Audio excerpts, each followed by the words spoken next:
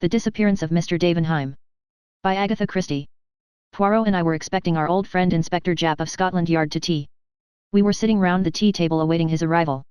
Poirot had just finished carefully straightening the cups and saucers which our landlady was in the habit of throwing, rather than placing, on the table.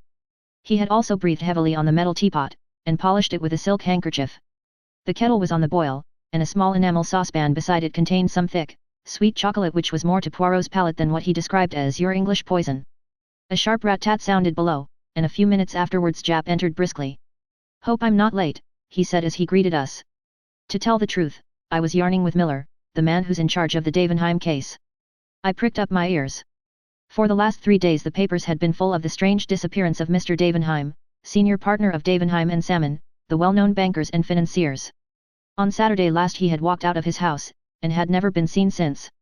I looked forward to extracting some interesting details from Japp. "I should have thought," I remarked, "that it would be almost impossible for anyone to disappear nowadays." Poirot moved a plate of bread and butter the 1/8 of an inch, and said sharply, "Be exact, my friend. What do you mean by disappear? To which class of disappearance are you referring?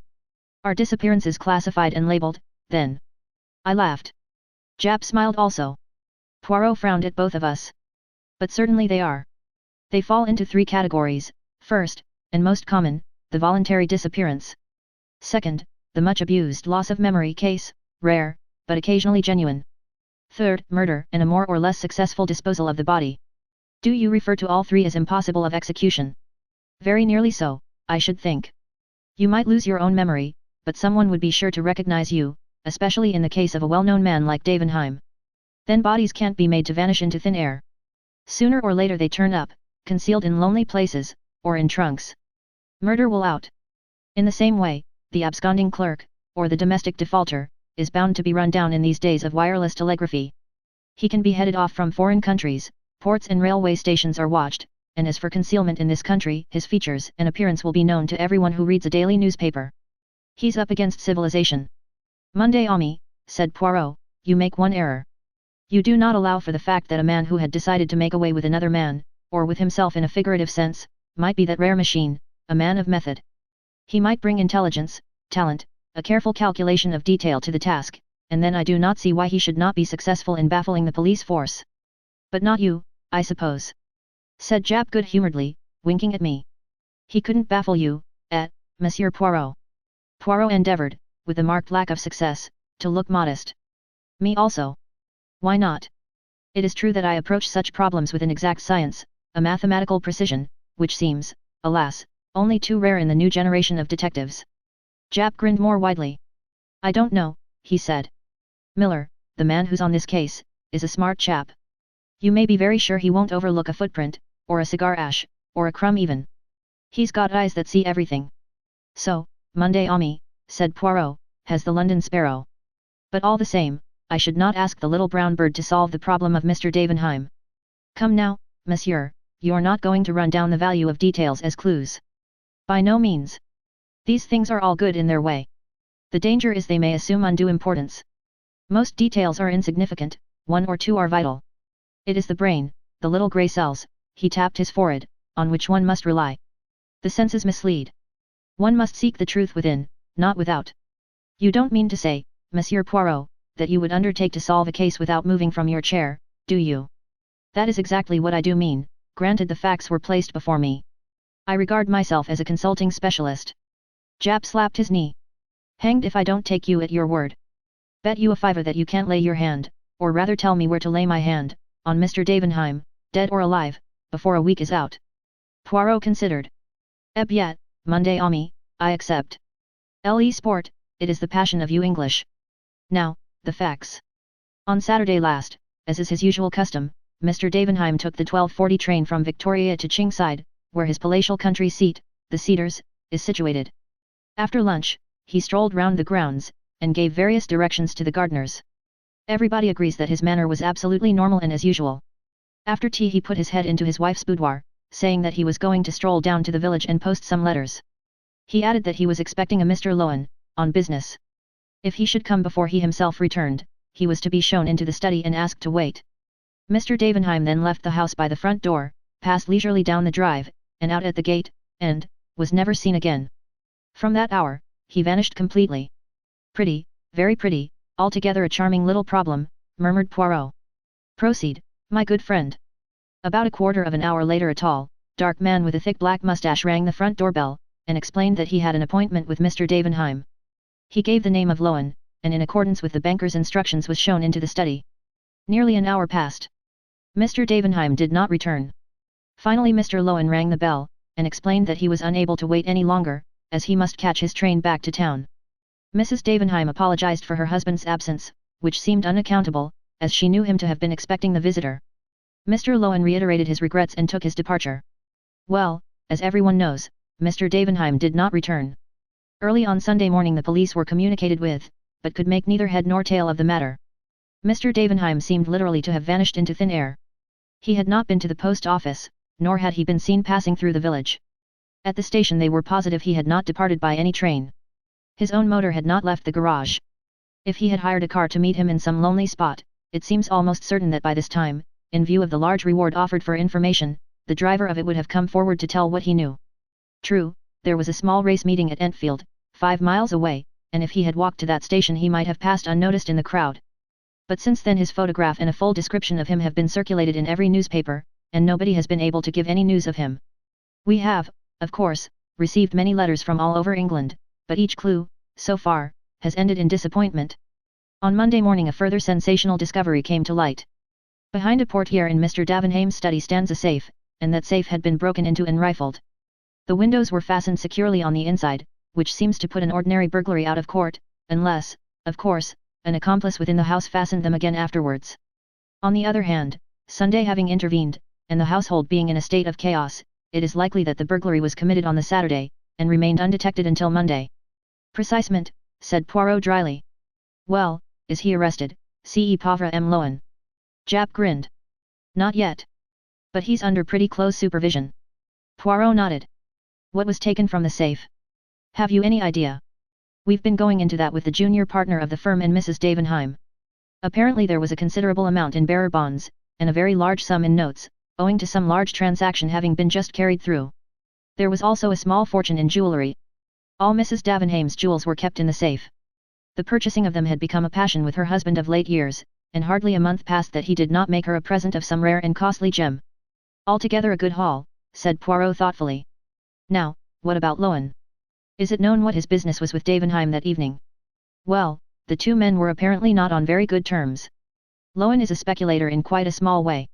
Nevertheless, he has been able once or twice to score a coup off Davenheim in the market, though it seems they seldom or never actually met. It was a matter concerning some South American shares which led the banker to make his appointment. Had Davenheim interests in South America, then? I believe so. Mrs. Davenheim happened to mention that he spent all last autumn in Buenos Aires. Any trouble in his home life? Were the husband and wife on good terms? I should say his domestic life was quite peaceful and uneventful. Mrs. Davenheim is a pleasant, rather unintelligent woman. Quite a non-entity, I think. Then we must not look for the solution of the mystery there. Had he any enemies? He had plenty of financial rivals, and no doubt there are many people whom he has got the better of who bear him no particular goodwill. But there was no one likely to make away with him, and, if they had, where is the body? Exactly. As Hastings says, bodies have a habit of coming to light with fatal persistency. By the way, one of the gardeners says he saw a figure going round to the side of the house towards the rose garden. The long French window of the study opens onto the rose garden, and Mr. Davenheim frequently entered and left the house that way. But the man was a good way off, at work on some cucumber frames, and cannot even say whether it was the figure of his master or not. Also, he cannot fix the time with any accuracy. It must have been before 6, as the gardeners cease work at that time. And Mr. Davenheim left the house about 5:30 or thereabouts. What lies beyond the rose garden? A lake. With a boathouse. Yes, a couple of punts are kept there. I suppose you're thinking of suicide, Monsieur Poirot? Well, I don't mind telling you that Miller's going down tomorrow expressly to see that piece of water dragged. That's the kind of man he is. Poirot smiled faintly, and turned to me. Hastings, I pray you, hand me that copy of Daily Megaphone. If I remember rightly, there is an unusually clear photograph there of the missing man. I rose, and found the sheet required. Poirot studied the features attentively.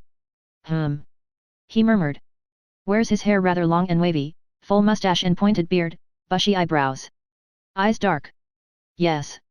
hair and beard turning grey. The detective nodded. Well, Monsieur Poirot, what have you got to say to it all?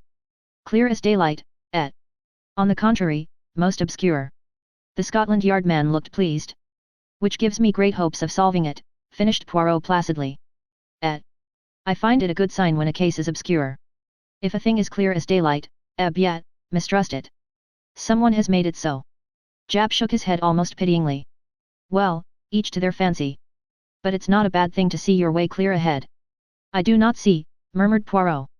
I shut my eyes, and think. Japp sighed.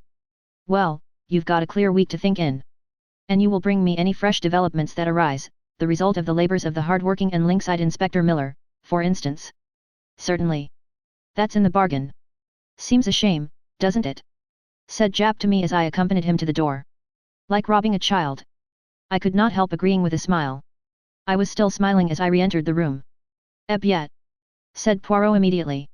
You make fun of Papa Poirot, is it not so? He shook his finger at me. You do not trust his grey cells? Ah, do not be confused. Let us discuss this little problem, incomplete as yet, I admit, but already showing 1 or 2 points of interest. The lake. I said significantly. And even more than the lake, the boathouse. I looked sidewise at Poirot. He was smiling in his most inscrutable fashion. I felt that, for the moment, it would be quite useless to question him further. We heard nothing of Japp until the following evening, when he walked in about 9 o'clock. I saw at once by his expression that he was bursting with news of some kind. Yet, my friend, remarked Poirot. All goes well? But do not tell me that you have discovered the body of Mr. Davenheim in your lake, because I shall not believe you. We haven't found the body, but we did find his clothes, the identical clothes he was wearing that day. What do you say to that? Any other clothes missing from the house? No, his valet was quite positive on that point. The rest of his wardrobe is intact. There's more. We've arrested Lowen. One of the maids, whose business it is to fasten the bedroom windows, declares that she saw Lowen coming towards the study through the rose garden about 6:15. That would be about 10 minutes before he left the house. What does he himself say to that? Denied first of all that he had ever left the study. But the maid was positive, and he pretended afterwards that he had forgotten just stepping out of the window to examine an unusual species of rose. Rather a weak story. And there's fresh evidence against him come to light. Mr. Davenheim always wore a thick gold ring set with a solitaire diamond on the little finger of his right hand. Well, that ring was pawned in London on Saturday night by a man called Billy Kellett. He's already known to the police, did 3 months last autumn for lifting an old gentleman's watch. It seems he tried to pawn the ring at no less than 5 different places, succeeded at the last one, got gloriously drunk on the proceeds, assaulted a policeman, and was run in consequence. I went to Bow Street with Miller and saw him. He's sober enough now, and I don't mind admitting we pretty well frightened the life out of him, hinting he might be charged with murder. This is his yarn, and a very queer one it is. He was at Enfield races on Saturday, though I dare say scarf-pins was his line of business, rather than betting. Anyway, he had a bad day, and was down on his luck. He was tramping along the road to Chingside, and sat down in a ditch to rest just before he got into the village. A few minutes later he noticed a man coming along the road to the village, dark-complexioned gent, with a big mustache, one of them city toffs, is his description of the man. Kellett was half concealed from the road by a heap of stones. Just before he got abreast of him, the man looked quickly up and down the road, and seeing it apparently deserted he took a small object from his pocket and threw it over the hedge. Then he went on towards the station. Now, the object he had thrown over the hedge had fallen with a slight chink which aroused the curiosity of the human derelict in the ditch. He investigated and, after a short search, discovered the ring. That is Kellett's story.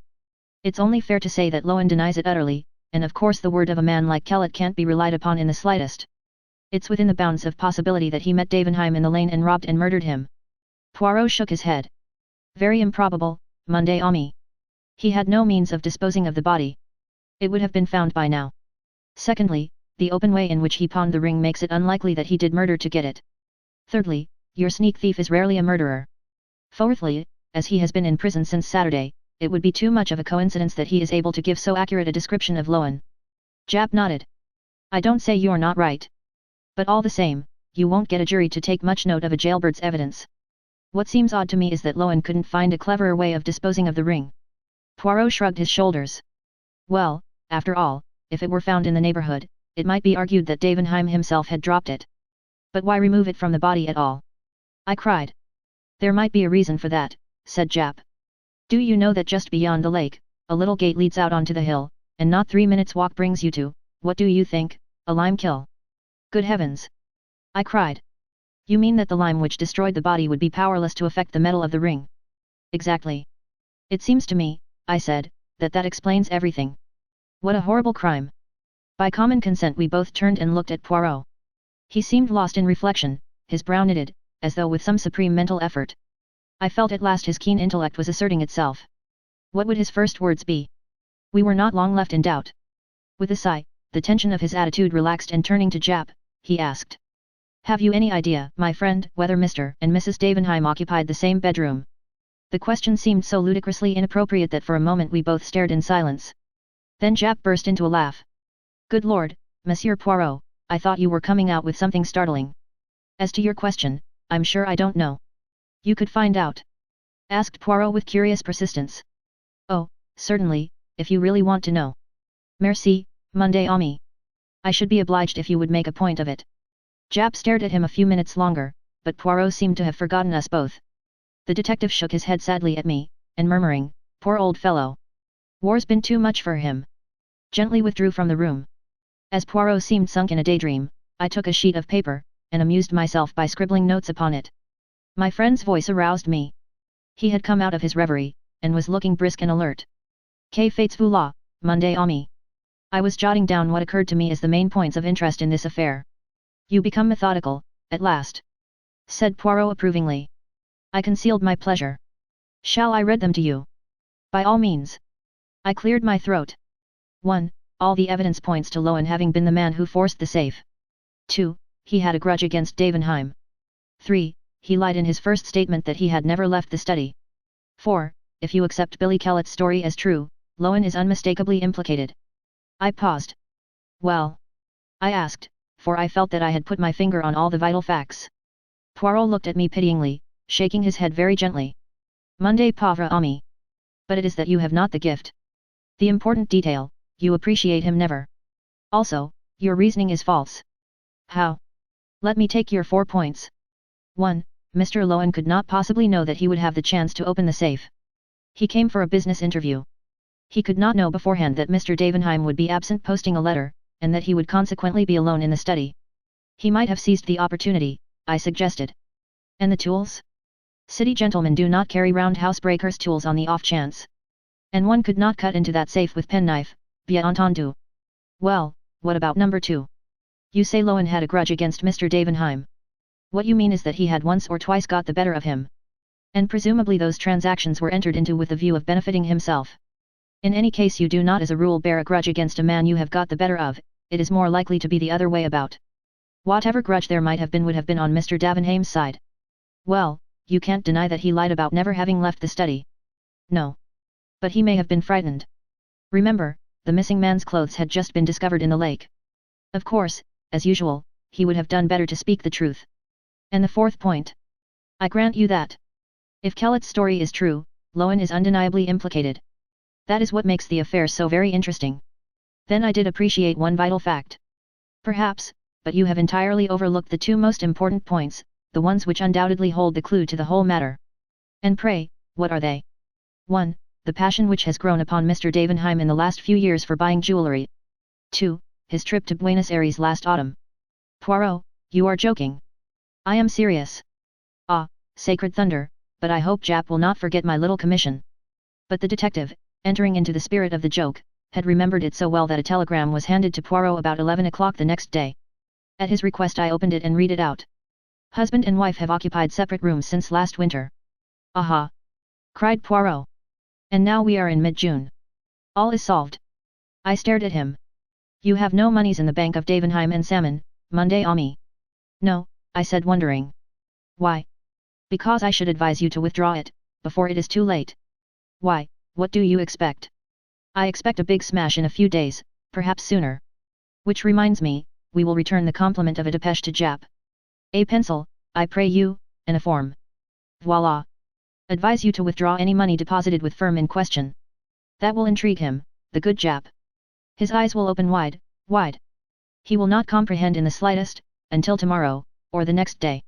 I remained skeptical, but the morrow forced me to render tribute to my friend's remarkable powers. In every paper was a huge headline telling of the sensational failure of the Davenheim Bank. The disappearance of the famous financier took on a totally different aspect in the light of the revelation of the financial affairs of the bank. Before we were halfway through breakfast, the door flew open and Japp rushed in. In his left hand was a paper, in his right was Poirot's telegram, which he banged down on the table in front of my friend. "How did you know, Monsieur Poirot? How the blazes could you know?" Poirot smiled placidly at him. "Ah, Monday Ami, after your wire, it was a certainty. From the commencement, see you, it struck me that the safe burglary was somewhat remarkable. Jewels, ready money, bearer bonds, all so conveniently arranged for, whom? Well, the good Monsieur Davenheim was of those who look after number one, as your saying goes. It seemed almost certain that it was arranged for himself. Then his passion of late years for buying jewellery. How simple! The funds he embezzled, he converted into jewels, very likely replacing them in turn with paste duplicates, and so he put away in a safe place, under another name, a considerable fortune to be enjoyed all in good time when everyone has been thrown off the track. His arrangements completed, he makes an appointment with Mr. Lowen, who has been imprudent enough in the past to cross the great man once or twice, drills a hole in the safe, leaves orders that the guest is to be shown into the study, and walks out of the house, where Poirot stopped, and stretched out his hand for another boiled egg. He frowned. "It is really insupportable," he murmured, "that every hen lays an egg of a different size. What symmetry can there be on the breakfast table? At least they should sort them in dozens at the shop." "Never mind the eggs," said Japp impatiently. "Let 'em lay 'em square if they like. Tell us where our customer went to when he left the Cedars, that is, if you know." "Yet, he went to his hiding place." "Ah, this Monsieur Davenheim, there may be some malformation in his grey cells, but they are of the first quality. Do you know where he is hiding?" "Certainly. It is most ingenious." "For the Lord's sake, tell us, then." Poirot gently collected every fragment of shell from his plate, placed them in the egg cup, and reversed the empty eggshell on top of them. This little operation concluded, he smiled on the neat effect, and then beamed affectionately on us both. "Come, my friends, you are men of intelligence. Ask yourself the question I asked myself. If I were this man, where should I hide? Hastings, what do you say?" "Well," I said, "I'm rather inclined to think I'd not do a bolt at all. I'd stay in London, in the heart of things, travel by tubes and buses, 10 to 1 I'd never be recognized. There's safety in a crowd." Poirot turned inquiringly to Japp. "I don't agree. Get clear away at once, that's the only chance. I would have had plenty of time to prepare things beforehand. I'd have a yacht waiting, with steam up, and I'd be off to one of the most out-of-the-way corners of the world before the hue and cry began." We both looked at Poirot. "What do you say, monsieur?" For a moment he remained silent. Then a very curious smile flitted across his face. "My friends, if I were hiding from the police, do you know where I should hide? In a prison." "What? You are seeking Monsieur Davenheim in order to put him in prison, so you never dream of looking to see if he may not be already there. What do you mean? You tell me Madame Davenheim is not a very intelligent woman. Nevertheless I think if you took her up to Bow Street and confronted her with the man Billy Kellett she would recognize him. In spite of the fact that he has shaved his beard and mustache and those bushy eyebrows, and has cropped his hair close. A woman nearly always knows her husband, though the rest of the world may be deceived. Billy Kellett? But he's known to the police. Did I not tell you Davenheim was a clever man? He prepared his alibi long beforehand. He was not in Buenos Aires last autumn, he was creating the character of Billy Kellett, doing 3 months, so that the police should have no suspicions when the time came. He was playing, remember, for a large fortune, as well as liberty. It was worthwhile doing the thing thoroughly. Only. Yes. Yet, afterwards he had to wear a false beard and wig, had to make up as himself again, and to sleep with a false beard is not easy, it invites detection. He cannot risk continuing to share the chamber of Madame his wife. You found out for me that for the last 6 months, or ever since his supposed return from Buenos Aires, he and Mrs. Davenheim occupied separate rooms. Then I was sure. Everything fitted in. The gardener who fancied he saw his master going round to the side of the house was quite right. He went to the boathouse, donned his tramp clothes, which you may be sure had been safely hidden from the eyes of his valet, dropped the others in the lake, and proceeded to carry out his plan by pawning the ring in an obvious manner, and then assaulting a policeman, getting himself safely into the haven of Bow Street, where nobody would ever dream of looking for him. It's impossible, murmured Japp. Ask Madame, said my friend, smiling. The next day a registered letter lay beside Poirot's plate. He opened it and a 5-pound note fluttered out. My friend's brow puckered. Ah, sacre! But what shall I do with it? I have much remorse. C'est pauvre Japp? Ah, an idea. We will have a little dinner, we three. That consoles me. It was really too easy. I am ashamed. I, who would not rob a child, Milton airs. Monday Ami, what have you, that you laugh so heartily?